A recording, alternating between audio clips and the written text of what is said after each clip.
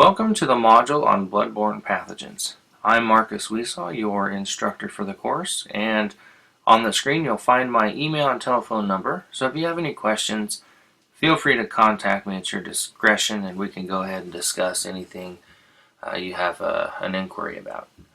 So let's go ahead and go over the objectives of the course. There are 6 objectives that I'd like you to be able to do as soon as you move through this course.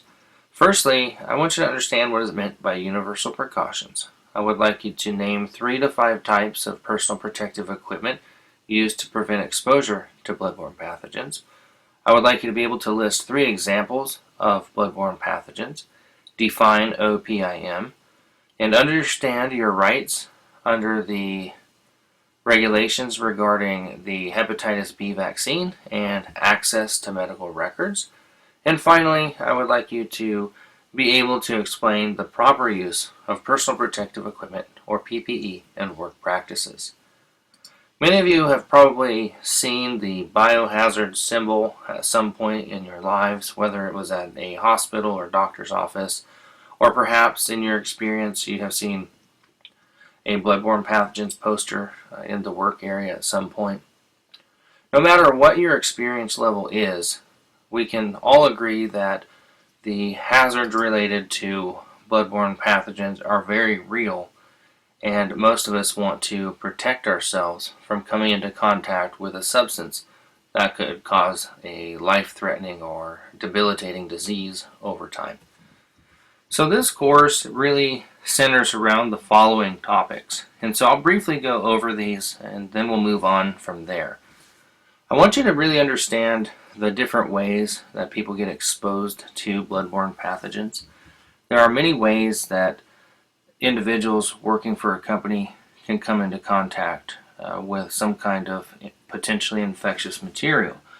For example, the most common way is assisting an injured coworker or an injured person while you're at work. So if a colleague or a coworker ends up coming up with an illness, or they come up with some kind of broken bone and there's an injury where blood is coming out, that's a really common way for most people to come into contact with some form of blood. And so other types of occupations such as septic or sewer work or individuals that work in healthcare are all exposed to this all the time.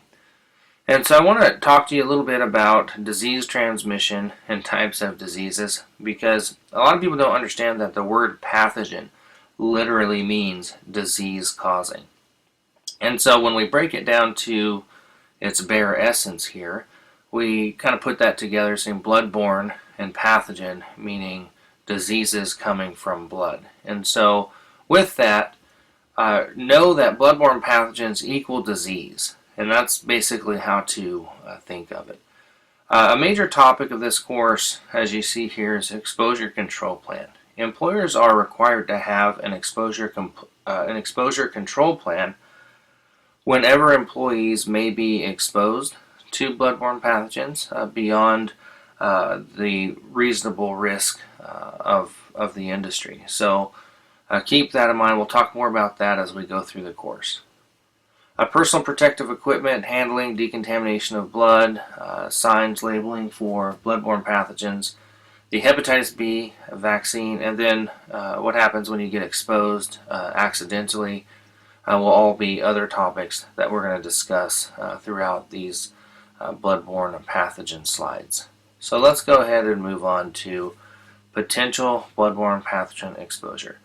So as you can see, potential bloodborne pathogen exposure occurs with human remains, body fragments. So if you are in law enforcement and have to deal with human remains from time to time, or body fragments like EMTs or paramedics often have to respond to automobile crashes and things like that, as do some people in the transportation industry. A second cause of exposure to most workers, without respect to where you work, is a colleague or coworker being injured on the work site or job location.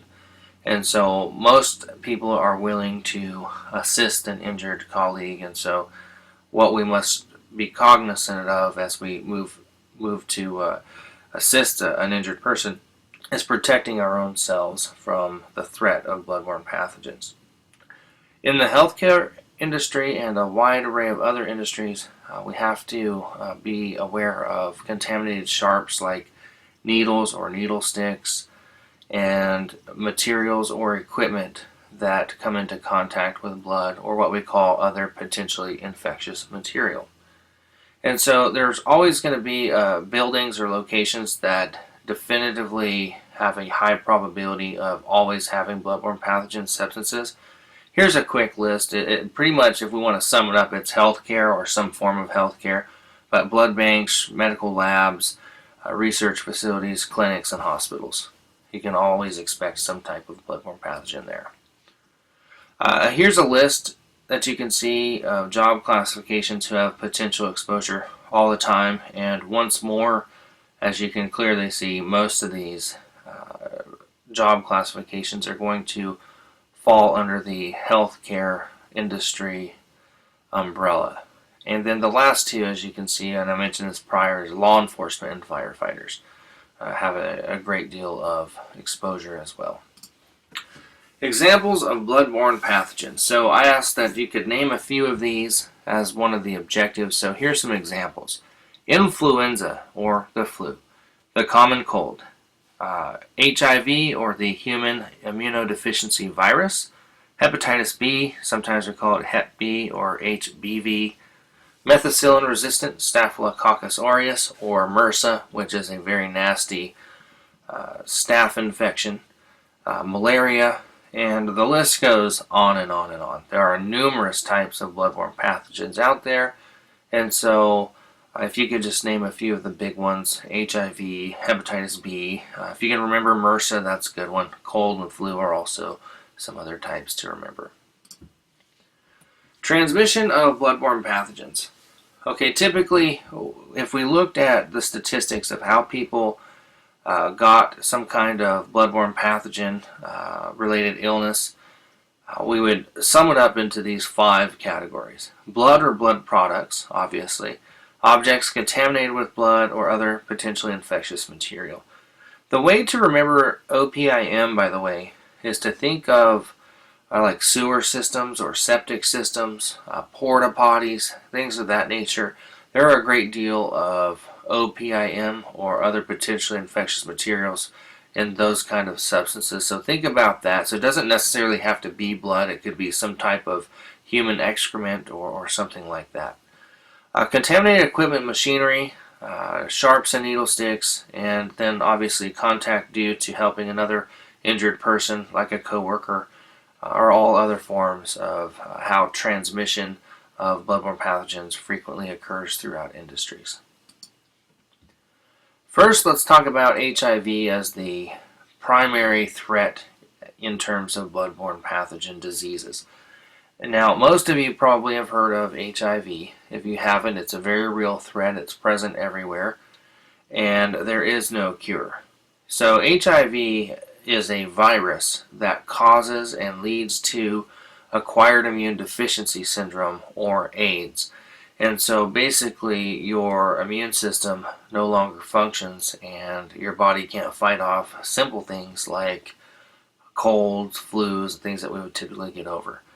Now, there are antiviral drugs available to those people who suffer from HIV and AIDS, but as of this recording, there is no known cure.